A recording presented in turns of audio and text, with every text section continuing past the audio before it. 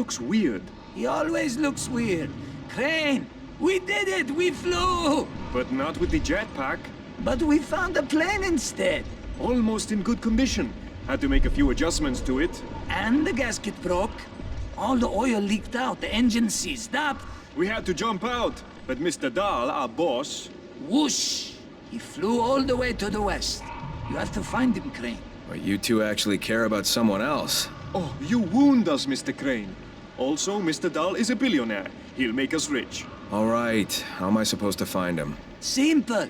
Mr. Dahl has a transmitter in his backpack. That's our insurance. You know, in case he tried to screw us over. Can't trust anyone, you know. Take that tracking device. The beeping will be faster the closer you are to the transmitter. And when you get back, we'll tune this tracking device so that you'll be able to find other things. Tolga, tell him. Everything that's chipped, Crane. And these days, a lot of things are chipped, aren't they? Military equipment, for example? But first, Mr. Dahl. Go for it, Crane. You can do it. We believe in you. You have to say things like that to people like him, you know.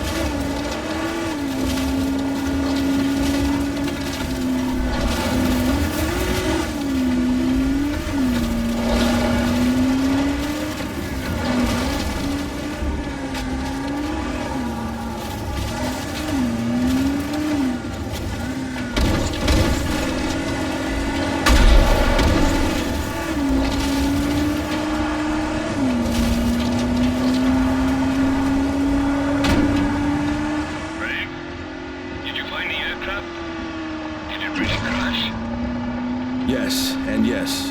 But the crew were no outsiders, just a few unlucky people trying to get out of Haran. Did anyone survive?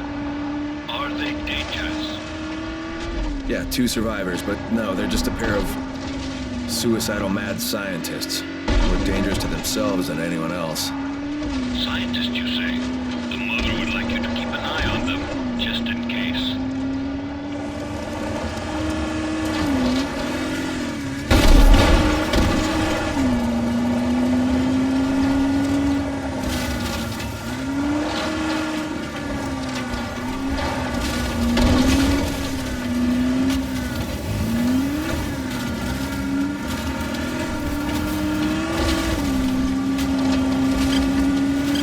There's the signal, must be getting close.